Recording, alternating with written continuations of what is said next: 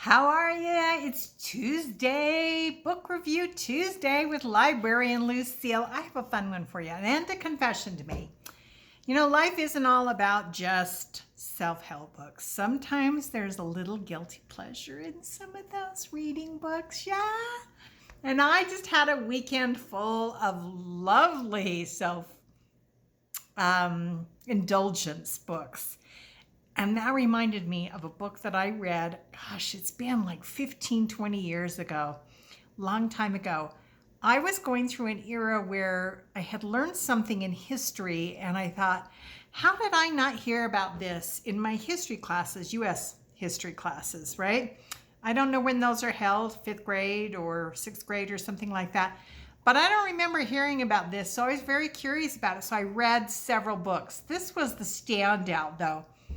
This was, and I love it when someone does their research. They take a time in history and then they write a what do they call that? A historical fiction. That's what it's referred to. And that's what this is. Somebody took an event that was actually taking place and then wrote a fictional story that could have been someone's story during that time frame. That's what this is. It's called 16 Brides by Stephanie Grace Whitson. It's about post-Civil War. A lot of widows. What do we do with all those widows? And we're pushing west, right? The U.S. is pushing west. So some creative, adventurous, profit-minded, greedy man decided that he would put cars filled with these widows and give them something to do out west. Offer them land that they can purchase, plots of land so they can homestead. Well, this is a story about 16 of those. These women thought they were getting on the train and they were going to end up in this place called Plum Grove, Nebraska.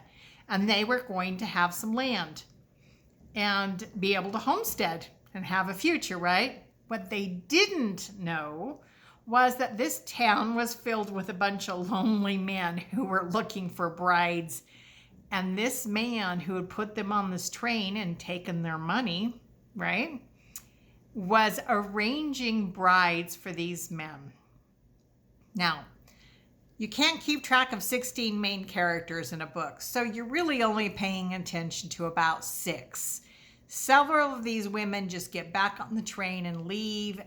Some of them take and go off and, marry some of these men and stuff, but there are 6 or so that I remember that you pay attention to.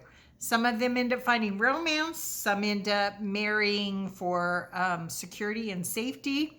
A couple of women pair up and do the homesteading together.